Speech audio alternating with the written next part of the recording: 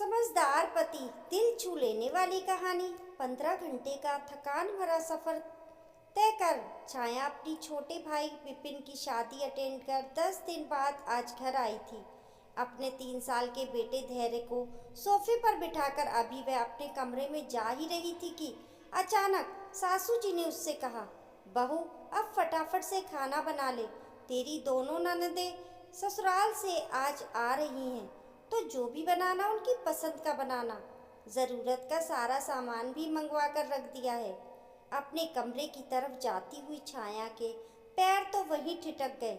मन ही मन सोचने लगी कि ननदों को भी पता था कि मैं 15 घंटे का सफ़र तय करके थकी हारी घर आऊँगी, फिर आज आने की क्या सूझी, जबकि दोनों यहीं पास में रहती हैं और हर रविवार को यहाँ आ जाती हैं।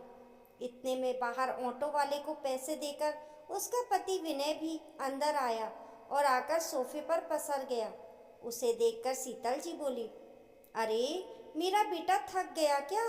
बहुत दूर है तेरा ससुराल, तो पता नहीं सब्जी समधन को क्या सूझी जो तेरी शादी के बाद इतनी दूर जाकर शिफ्ट हो गए। अगर मुझे पता होता तो मैं इतनी दूर तेरा ससुराल कभी न करती। अम्मा, इसमें हमारे बस की बात थोड़ी ना है। जहाँ पर बच्चों का काम होगा माता पिता वहाँ अपने आप ही शिफ्ट हो जाते हैं।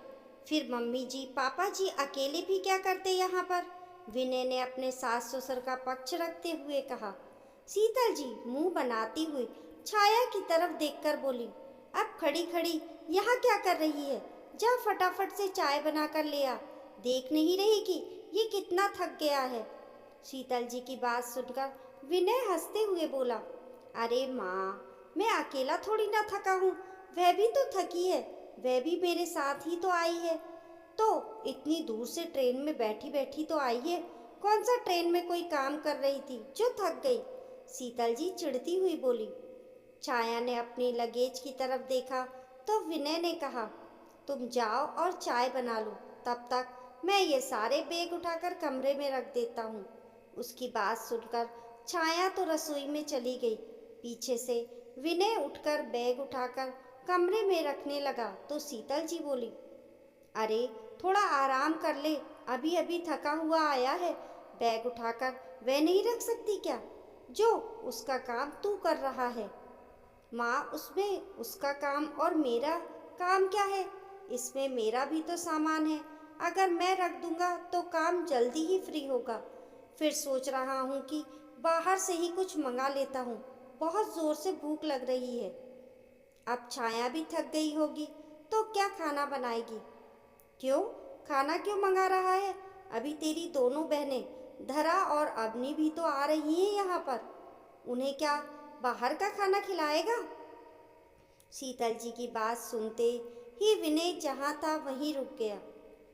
क्या धरा दी और अवनी दी आ रही हैं? आज अचानक कैसे आ रही हैं? अब तुझे देखे हुए काफ़ी दिन हो गए थे तो इसलिए आ रही हैं।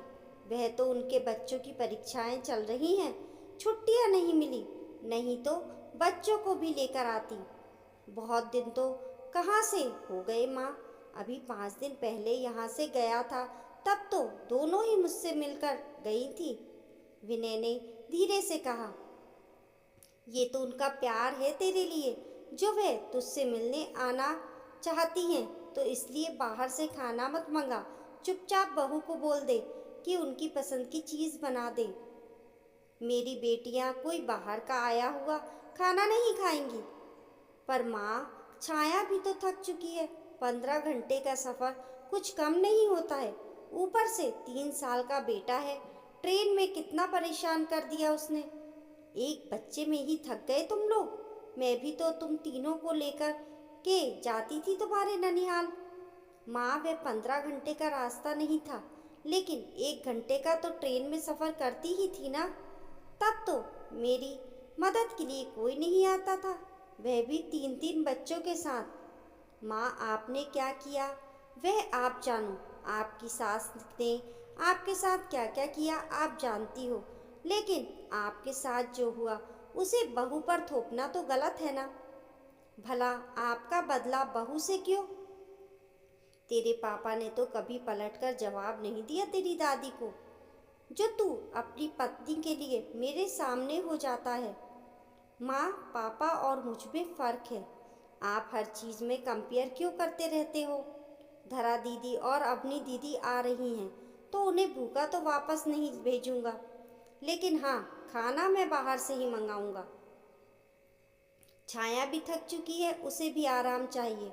अभी तो काम पर लगा दोगे, फिर बीमार पड़ गई तो 2 दिन 3 दिन तक घर का काम खुद करोगे। उससे बेहतर है खाना बाहर से ही मंगवा ले, कहकर विनय ने खाना बाहर से ही ऑर्डर कर दिया। ये देखकर शीतल जी तिल मिलाकर रह गईं। खैर, थोड़ी देर बाद अभी तीनों बैठकर चाय पी ही रहे थे कि धरा और अवनी भी आ गई। उन्हें देखकर मम्मी जी बहुत खुश हुई। अभी वे लोग बैठकर हालचाल पूछ ही रहे थे कि इतने में डिलीवरी बॉय खाना देने आ गया। विनय ने जाकर खाना लिया और पेमेंट करके आ गया। ये देखकर धरा और अवनी ने शीतल जी की तरफ इशारा करके पूछा कि क्या बात है, खाना बाहर से क्यों मंगाए हैं? भैया, आजकल की बहू को जोर आता है नंदों के लिए खाना बनाने में, इसलिए बाहर से खाना आया है। शीतल जी भी धीरे से बोली, पर ये बात छाया को सुनाई दे गई, पर वह कुछ न बोली, बस उठकर रसोई में आ गई, क्योंकि वह जरा सा बोलेगी तो शीतल जी 10 बातें सुनाएंगी। और इस बार तो नंदे भी साथ बैठी हुई थी। विनय और छाया ने मिलकर खाना निकाला और सब लोग साथ ही खाना खाने बैठ गए। इतने में धरा बोली, कुछ भी कहो छाया, तुम बड़ी भाग्यवान हो जो तुम्हें ऐसा ससुराल मिला है। पूरे परिवार के साथ बैठकर खा रही हो, वरना हम तो रोटियां बेल बेल कर ही परेशान हो जाते हैं। तुम्हें तो इसके लिए बहुत दान धर्म करने चाहिए और भगवान का शुक्रिया अदा करना चाहिए जो तुम्हें हमारा भाई मिला, जो कम से कम ये तो समझता है कि बीवी थकी हुई है तो बाहर से खाना मंगा लो, वरना हमारे पति तो खाना बनवा ही लेते थे हमसे। अवनी भी साथ ही साथ बोली, पर छाया मुस्कुराकर रह गई। अरे, वह तो मेरी दोनों बेटियां एक ही घर में हैं जो हिल कर काम कर लेती हैं, नहीं तो इतना बड़ा परिवार है, और कोई होता तो बहुत बुरी हालत हो जाती। पर माँ, कुछ भी कहो, ये तो इन दोनों की किस्मत इतनी अच्छी है। उनकी सासू माँ बराबर उनके साथ रसोई में लगी रहती हैं खाना बनाने के लिए, और क्या शानदार खाना बनाती हैं। और उनकी दोनों नंदे भी कोई भी काम हो भाग भाग कर काम संभालती हैं। विनय ने कहा तो शीतल जी तुनकते हुए बोली, क्यों, तेरी बहनों ने क्या तेरी शादी में भाग भाग कर काम नहीं किया? तो मम्मी, मैं कहाँ उनकी बुराई कर रहा हूँ, मैं तो बता रहा हूँ कि उनके परिवार वाले भी काफ़ी मिलजुल कर काम करते हैं। थोड़ी देर खाना खा लेने के बाद सब लोग बैठे तो धरा ने कहा, अरे छाया, तुम्हें तो बहुत सारी विदाई मिली होगी, आखिर तुम तो इकलौती बहन हो, ज़रा हमें भी तो विदाई दिखाओ तो सही।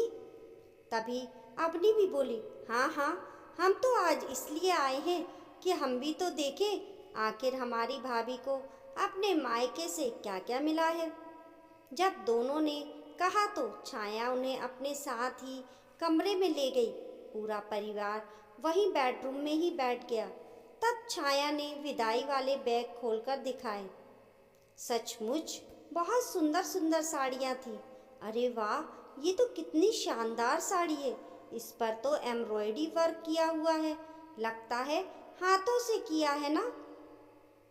धरा ने पूछा तो छाया बोली, हाँ दीदी, ये माँ ने स्पेशली कहकर मेरे लिए बनवाई थी, बहुत महंगी पड़ गई थी पर। अरे, तो हाथ की कारीगरी तो वैसे भी महंगी ही पड़ती है, मुझे तो ये साड़ी बहुत ही पसंद आई। बीच में ही अवनी भी बोल पड़ी। उसकी बात सुनकर छाया मुस्कुरा दी, लेकिन तभी शीतल जी बोली, अरे अवनी, तुझे ये साड़ी पसंद है तो तू रख ले, भाभी होने के नाते छाया तुझे तो दे ही सकती है। शीतल जी की बात सुनते ही छाया के चेहरे से मुस्कुराहट ही गायब हो गई थी, लेकिन विनय बीच में ही बोल पड़ा, दीदी, आप लोगों को ऐसी साड़ी चाहिए तो मैं बनवा दूंगा। इस बार रक्षाबंधन पर मेरी तरफ से ऐसी ही साड़ियाँ आप दोनों के लिए। अरे, क्यों बेवजह खर्च कर रहा है? अब साड़ी है तो यही दे दे। पर माँ, ये साड़ी तो छाया की मम्मी ने उसे दिलवाई है, इसे हम कैसे ले सकते हैं? धरा ने कहा। हाँ माँ, दीदी सही तो कह रही हैं। विनय ने धरा का समर्थन किया। क्यों नहीं ले सकते? भाभी की चीज पर तो ननंद का भी हक होता है। तेरी दादी तो सीधा हुक्म करती थी देने के लिए, और तेरे पापा तो मेरी चीज दिलवा भी देते थे अपनी बहनों को। और तू पता नहीं कौन सी दुनिया से आया है जो देने से भी इनकार कर देता है। पर एक अच्छे बेटे की तरह तेरे पापा ने भी कभी इनकार नहीं किया अपनी माँ को और बहन को। माँ, आपके सामने अच्छा बेटा बनने के चक्कर में मैं अपनी पत्नी के साथ गलत नहीं कर सकता। अभी तो तुम अपने सामने अपनी मनमानी कर लोगी, लेकिन आने वाले वक्त में उनका मायका बंद करवा दोगी। कड़वा बोल रहा हूँ लेकिन सच बोल रहा हूँ। आज तुम अपनी कौन सी ननंद को घर पर बुला लेती हो? सच सच बताओ। विनय की बात का शीतल जी बुरा मानते हुए बोली। सही बात है, बीवी के सामने बहनों को कौन पूछता है? आज तू मेरे सामने ही ये कह रहा है तो कल को तो पूछेगा भी नहीं अपनी बहनों को। माँ, तुम छोटी सी बात को कहाँ से कहाँ लेकर जा रही हो? ये छोटी छोटी बातें ही तो होती हैं जो मायका बिगाड़ने का काम करती हैं। वैसे विनय ने गलत नहीं कहा है। हमें हमारी दोनों बुआओं जी से मिले हुए भी काफ़ी टाइम हो चुका है। सिर्फ इसी कारण कि उन्होंने तुम्हारे साथ ऐसा किया और तुमने उनके मायके का रास्ता बंद कर दिया। अपनी बेटियों को विनय के पक्ष में बोलता देखकर शीतल जी तो मुंह फुलाकर कमरे से निकल गई। लेकिन कम से कम धरा और अवनी को तो ये बात समझ में आ गई थी कि अगर भविष्य में अपना मायका सही सलामत रखना है तो कुछ चीज़ों पर नियंत्रण ज़रूरी है। इस कहानी को लेकर आप लोगों की क्या राय है? हमें कमेंट करके ज़रूर बताइए। कहानी पसंद आने पर लाइक और शेयर करें। ऐसी ही अच्छी अच्छी कहानियों के लिए चैनल को सब्सक्राइब करना ना भूलें। मिलते हैं फिर एक नई कहानी के साथ। तब तक के लिए नमस्कार।